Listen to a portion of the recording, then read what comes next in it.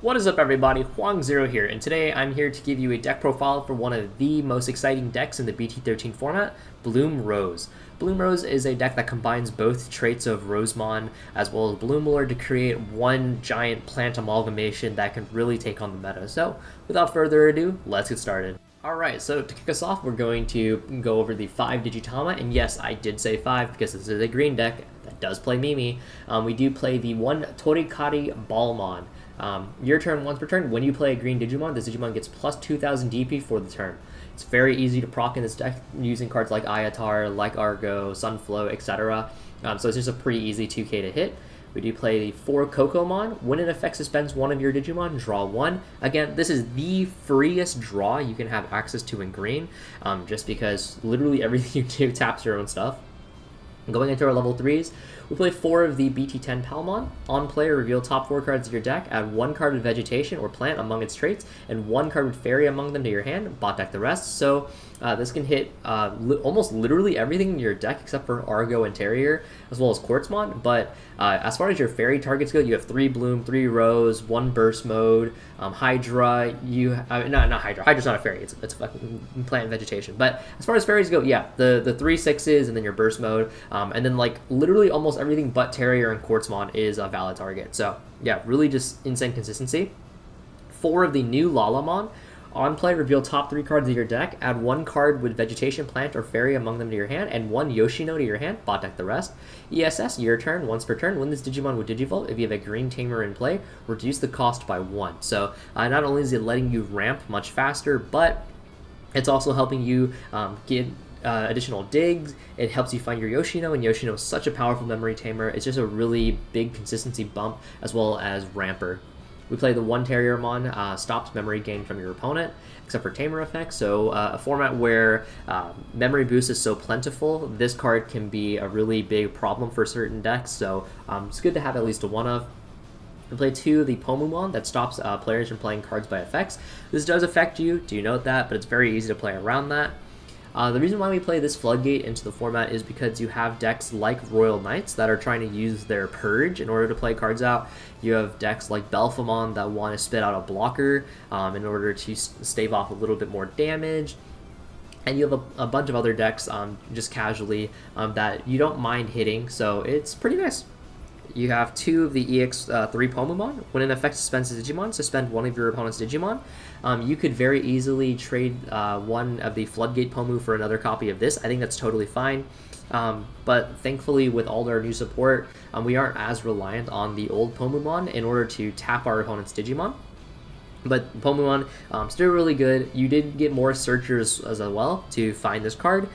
Being able to just tap your opponent's stuff and swing into it is always a good thing. We play 2 of the OG Misprint King Vegemon, 6000 DP, 1 cost Evo. No, this is not a valid target for us to play for free. Yes, it is a searchable target. The reason why we do play it is because with the 6000 DP, that does force Shine Greymon to have 2 different procs. So Shine Greymon kills a lot of things at intervals of like 4, for example, or 5 even. So I've seen 3 as well. So with Vegemon, that does require double proc, so it just makes it a little bit more awkward. And I did say it's searchable. I'm pretty sure it's searchable, but don't actually quote me on that. I would double check because it is a carnivorous plant, but I do believe it is searchable. If somebody in the comments can correct me on that, if not, I'd appreciate that. We played 2 of the red Vegemon, which is actually Vegetation. 1 cost Evo, plays for free. It's pretty short and simple. Play 3 of the Sunflowmon from BT10. When Digivolving, tap 1 of your green Digimon. Play Vegetation, Plant, or Fairy with 3000 DP or less from your hand for free. ESS, when an effect suspends 1 of your Digimon, draw 1. So with Kokomon, that is a draw 2. It spawns out additional bodies. So if you have Ayatarmon spawn a 3, that turn Evo the 3 into Sunflow spit out another body. It's just easy way to ramp. We play 4 of the new Sunflow. This Sunflow is by suspending this Digimon, you may Digivolve 1 of your Digimon into a Fairy by paying its Digivolution cost. If you do, reduce the cost by 2. ESS, win this Digimon with Digivolve. If you have a green Tamer in play, reduce the cost by 1. So not only is this card is like insane ramp, like by far the nuttiest ramp in the deck. Its ESS reduces cost by itself, so that's really great. And then its effect allows you to go into your Bloom Lord for only 2 cost. prior to Bloom Lord's effect actually going off. So you can go Iatar, play the Sunflow, tap it, Evo Bloom Lord, and Bloom Lord for 2, and then it's basically a 0-cost Bloom Lord, more or less. So, no, this card is absolutely insane. 3 or 4 minimum, TBH. We play 4 Iatarmon. Iatarmon is still the king level 5 among the Bloom Lord cards. Once per turn, by tapping one of your green Digimon, you may play 1 Vegetation Planter Fairy for 3000 DP or less without paying its cost. And then ESS, when in effect suspends one of your Digimon, gain a memory. By far the best level 5 in your entire deck. Not only does it spawn extra bodies, like spawning the new BT13 Sunflow, but the +1 memory it gains is easily procced by Bloom Lord. So, yeah, no reason not to play 4 Iatar. We do play 2 of the new BT13 Lilamon. When Digivolving, play Yoshino for free from your hand, and then ESS, while your opponent has a suspended Digimon, you gain +1 security attack. So, off of all of the ramping, off all the free bodies, getting a free Yoshino is pretty great, especially when Yoshino has her own effect herself. And security attack +1 is kind of nice and means that Bloom Lord can swing for 3 damage much easier. We play the 1 of Argo. This is not searchable as it is a mutant. Digiswordson for 3, so it's a 0-cost Evo. And then when attacking, you may play 1 level 3 Digimon card from your hand without paying cost. It's suspended, mind you. So you can go ahead and play a Floodgate if you want it. You can play a Searcher to get additional pieces. The reason why you play the Argo mostly is because Blossomon was hit to 1, so you do have to compensate for those free evolutions. And speaking of which, we do play the 1 Blosso because it is a searchable 0-cost evolution fundamentally, so no reason not to play it. We play 3 Bloom Lord. Bloom Lord is, of course, 4-cost Evo. When Digivolving, tap one of your Digimon, then gain 1 memory for each suspended Digimon with Vegetation Planter Fairy. If you gain 2 or more memory by this effect, unsuspend this Digimon, and it gains Piercing for the turn. And then during your turn, for every 2 Digimon you have in play, this Digimon gets plus 2000 DP and security attack +1. So, with all of the bodies you're spawning, with all the memory gaining you're doing, it's super easy to go actually positive in terms of memory, or at least break even. Untapping the Digimon means that you can tap Iatar for its effect, and then you can go Bloom Lord, tap the stack you just played, Bloom Lord, unsuspend, and then you can pop off. Piercing lets you swing into the things you've rested, and then the 2000 putting you at 14k swings over most thresholds in the game. With Tobikara Balmon, you hit 16, which is a pretty good threshold as well. And security attack with piercing, of course, a classic combo. Only play 3 Bloom just because we have A, more searchers to grab it, and B, we have another viable level 6 to play. We do have the new Rosemon. Rosemon is when Digivolving, by suspending one of your opponent's Digimon or Tamers, unsuspend this Digimon. All turns, once per turn, when an opponent's Digimon or Tamer becomes suspended, suspend one of your opponent's Digimon or Tamers. So Rosemon, in of itself, has a lot of utility that it does bring to the table. Number 1, it can tap opponent's Digimon or Tamers to unsuspend itself, meaning that you can tap, say, your opponent's stack, and then you can unsuspend Rosemon, and then Rosemon can now swing into that stack, giving you much less reliance on EX3 Pomumon, for example. 2, when an opponent's Digimon or Tamer becomes suspended, tap one of their Digimon or Tamers. So this is an all turns effect, meaning that defensively, Rosemon is super powerful, because on your opponent's turn, what you can go ahead and do is if they, for example, if they decide to tap their, swing their Marcus into your security, you can now use Rosemon to tap out their Shine Greymon stack, so then the Shine Greymon stack cannot swing, thus making it a lot more awkward for them to actually push for lethal. If you are playing into, for example, the mirror match, what you can go ahead and do is you can tap out your opponent's stacks, forcing them to have additional pieces. Like, for example, if you go if they go Evo Sunflow play out a body, and then you can go Rosemon, tap out their new body that you just played, making it so they can't Iatarmon effect, for example. If they proc a Tamer effect, say, if they use Cool Boy. If Cool Boy procs off to gain the memory plus draw 1, then Rosemon is going to go ahead and tap out the stack that they just evoed onto. Really, it's just Rosemon is very crazy defensive utility. And it's also what we're going to use to burst mode. Now we do play Hydramon. We'll play a 1 of Hydramon. When Digivolving, you may suspend 1 Digimon on your board, or may suspend 1 Digimon, period, not on your board, but either player's board.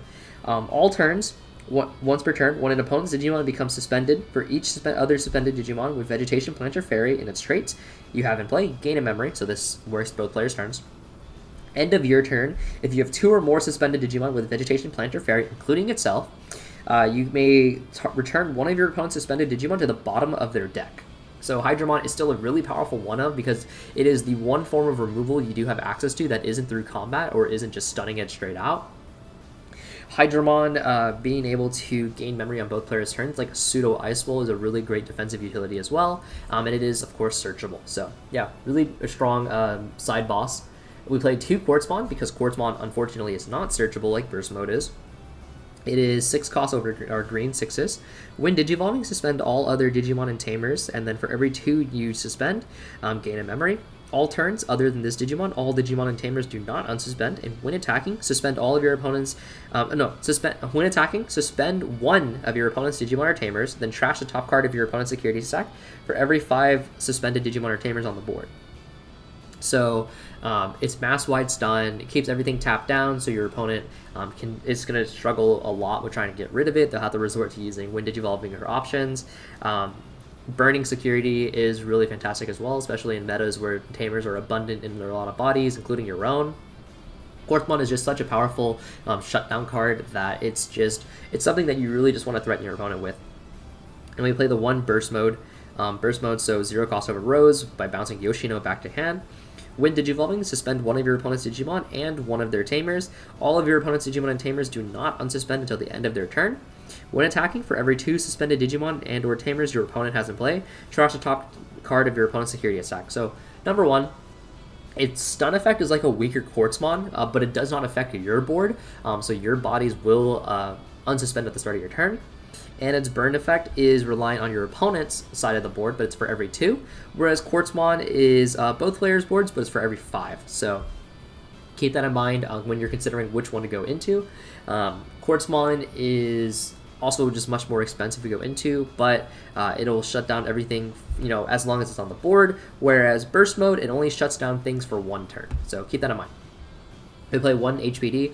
HPD, I mean, it's broken. It lets you go into anything for 5 less cost. It's a 1 cost Quartzmon. It's a 0 cost Bloom Lord that'll gain memory. Like the card's broken. I don't know what to say. They play 4 Memory Boost.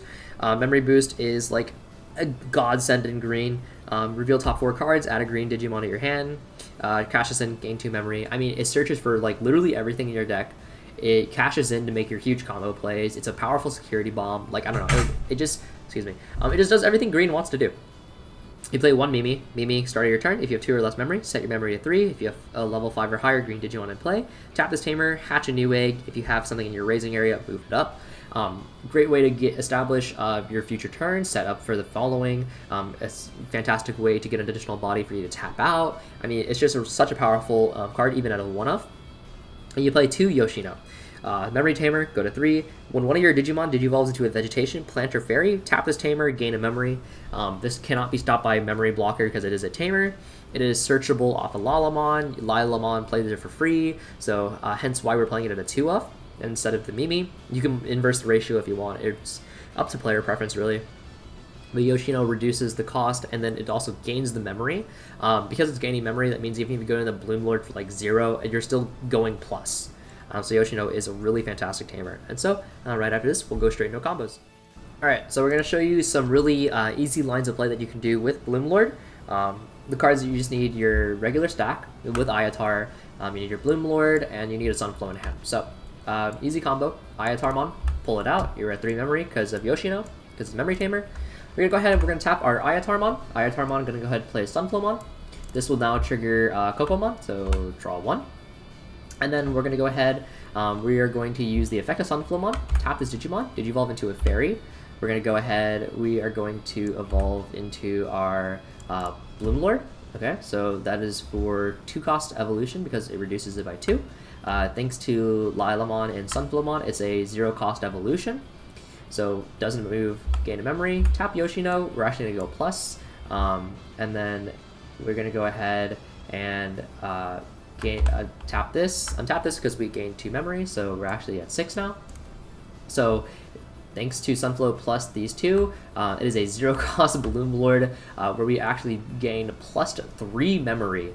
And then off of that, you can go ahead, Evo Sunflow into Lilamon, go to 3, draw, play out a Yoshino for free, and then off of that, you can go into Rosemon, tap Yoshino, Sunflowmon. It's a 1-cost evolution, and then Rosemon can defensive utility, stun out your, tap out your opponent's stuff. You can swing Bloom, and then you can top everything off with a Quartzmon if you wanted to. If you had burst mode, you can also try and do some really fancy stuff. But yeah, super easy, streamlined combo. I mean, it's really that easy, just how powerful it is. And note that even if we were at, say, like 3 memory, okay, like this was all still in our hand, all right, and we only had this. Like, if this was our setup, and let's say that we didn't have any of these ESSs, like these didn't have effects. Iatar, play Sunflow, go into Bloom Lord for 2 because of Sunflow effect, and then gain 2 memory, and then Yoshino. I mean, like, look at that. We're still up memory. We are still going up in memory. Like, that's how insane this new Sunflow is, right? So, thank you all so much for watching. I really do appreciate it. Peace out.